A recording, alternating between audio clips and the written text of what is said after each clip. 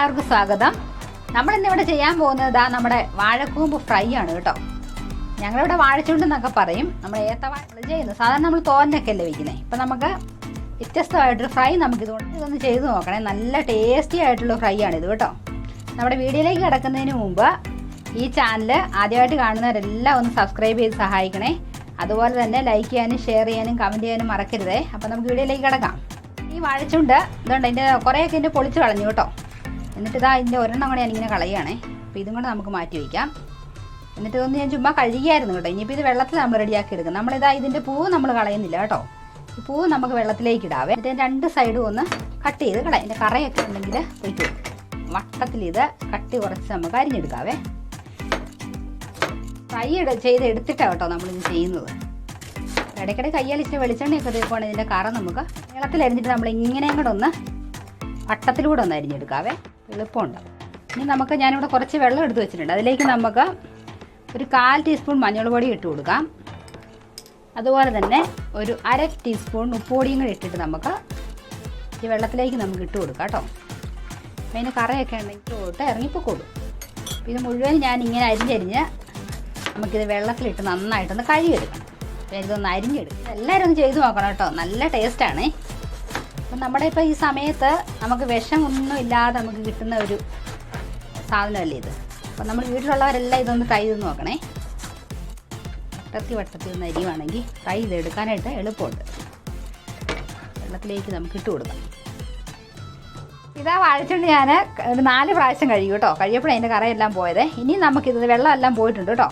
എന്നിട്ട് ഇനി നമുക്കിതൊന്ന് ഫ്രൈ ചെയ്തെടുക്കാം. അതിനുവേണ്ടി നമുക്ക് ഓയിൽ ഒഴിച്ച് നമുക്കിത് ഫ്രൈ ചെയ്ത് ഞാൻ വെച്ചത് ആ ചൂടായിട്ടിട്ടുണ്ട് കേട്ടോ. ഇനി നമുക്കിതിലേക്ക് നമുക്ക് ഇട്ട് കൊടുക്കാവേ. ഇട്ട് കൊടുത്ത് ഞാൻ കുറേശ്ശെ ഇതൊന്ന് ഫ്രൈ ചെയ്ത് ഞാൻ എടുക്കാം.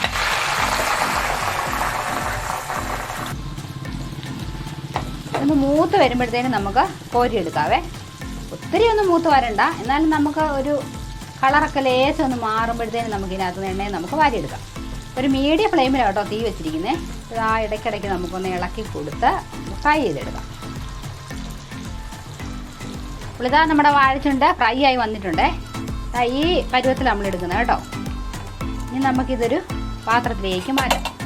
ഞാൻ ചെറിയ ചട്ടിയാണ് വെച്ചിരുന്നേ. അതുകൊണ്ട് കുറച്ചും കൂടെ ഉണ്ട് വറക്കാം. അതും കൂടെ ഞാൻ വറുത്ത് കോരിയിട്ട് നമുക്ക് ബാക്കി കാര്യങ്ങൾ ചെയ്യാവേ. അപ്പോൾ ഇതാ എല്ലാം ഞാൻ വറുത്ത് കോരി കഴിഞ്ഞു കേട്ടോ. ഇനി ഇതിലേക്ക് ഞാൻ 2 സവോള ഇതാ നീളത്തിൽ അരിഞ്ഞ് വെച്ചിട്ടുണ്ട്. കട്ടി കുറച്ച് അതും കൂടെ നമുക്ക് ഇതിനകത്തിട്ട് ഫ്രൈ ആക്കി എടുക്കാവേ. ഇതൊന്ന് ഫ്രൈ ആക്കി ഇതും കൂടെ വാരി എടുത്തിട്ട് നമുക്ക് ചെയ്യാം. ഇതാ നമ്മുടെ സവോള ഫ്രൈ ആയി വന്നിട്ടുണ്ട് കേട്ടോ. ഒത്തിരി ഒന്നും മൂക്കേണ്ട കാര്യമില്ല. കളറൊന്ന് മാറി വരുമ്പോഴത്തേനും നമുക്ക് എണ്ണയിൽ നിന്ന് അതും കോരിയെടുക്കാവേ.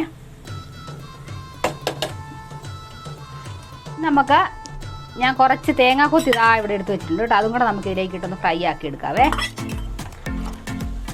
ഞാൻ ചട്ടിയിലേക്ക് ഒരു 1.5 ടേബിൾ സ്പൂൺ നമ്മുടെ സൺഫ്ലവർ ഓയിൽ ഒഴിച്ചിട്ടുണ്ട്. അതിലേക്ക് നമുക്ക് കുറച്ച് വലിയ ജീരകമാണേ. ഒരു നുള്ളു മതി അതിട്ട് കൊടുക്കുക. അതുപോലെ തന്നെ ഇത് കറുവാപ്പട്ടയാണേ. ഇതൊരു കുഞ്ഞൊരു കഷ്ണം ഞാനിതാ ഇങ്ങനെ ഒന്ന് പൊടിച്ചിട്ട് അതും കൂടെ ഇട്ട് കൊടുക്കാം. അതുപോലെ തന്നെ നമ്മുടെ ഒരേലക്കായി നമുക്ക് തോടൊന്ന് പൊട്ടിച്ചിട്ട് നമുക്കതിലേക്ക് ഇട്ട് കൊടുക്കാം.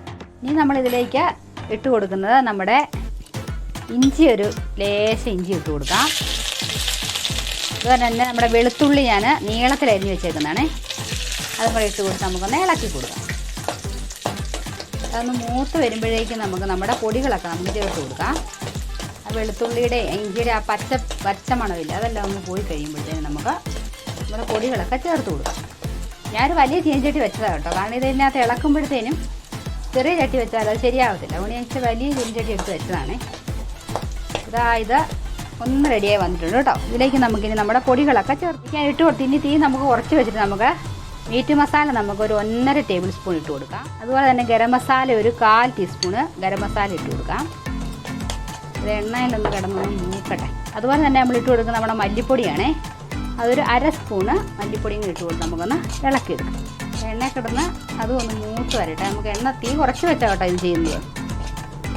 നമ്മുടെ പൊടികളൊക്കെ ഇതാ മൂത്ത് വന്നിട്ടുണ്ട് കേട്ടോ. ഇതിലേക്ക് നമ്മൾ ഫ്രൈ ചെയ്ത് വെച്ചിരിക്കുന്ന നമ്മുടെ വാഴച്ചുണ്ടും സബോളയും ഇടയ്ക്ക് ഇച്ചിരി കരിയാപ്പലയും കൂടെ ഫ്രൈ ചെയ്ത് വെച്ചിട്ടുണ്ട് കേട്ടോ, ഇട്ടിട്ടുണ്ട്. അതുപോലെ തന്നെ നമ്മുടെ തേങ്ങാക്കൊത്തും എല്ലാം കൂടി ഇട്ട് നമുക്കൊന്ന് ഇളക്കിയെടുക്കാം. ഉപ്പ് നമ്മൾ ഉപ്പുവെള്ളത്തിൽ ഇട്ടതാണ്. അപ്പോൾ ഒത്തിരി ഉപ്പിൻ്റെ ആവശ്യമില്ല. എന്നാലും ലേശം ഉപ്പും കൂടെ നമുക്ക് ചേർത്ത് കൊടുക്കാം. എന്നിട്ട് നന്നായി ഇളക്കി ഒന്ന് യോജിപ്പിച്ചെടുക്കാം. നല്ല മണമൊക്കെ വരുന്നുണ്ട് കേട്ടോ. നമ്മളെ ഇറച്ചിയൊക്കെ നമ്മൾ ഫ്രൈ ചെയ്തെടുക്കുന്നില്ലേ, സെയിം ഒരു ഇതാണ് ഇതിൽ വരുന്നത്. നമ്മൾ വാഴച്ചുണ്ടും ചെറുപയറും വൻപയറും ഒക്കെ വെച്ചിട്ടല്ലേ നമ്മൾ സാധാരണ ഇത് റെഡിയാക്കി എടുക്കുന്നത്. ഇത് ഇങ്ങനെയൊന്ന് വെച്ച് നോക്കൂ കേട്ടോ, നല്ല രുചിയാണ്. ശകല സമയം ഒന്ന് എടുക്കും എന്നുള്ളതേ ഉള്ളൂ, എന്നാലും നമുക്ക് നല്ല പോലെ നമുക്ക് ചെയ്തെടുക്കാൻ പറ്റും.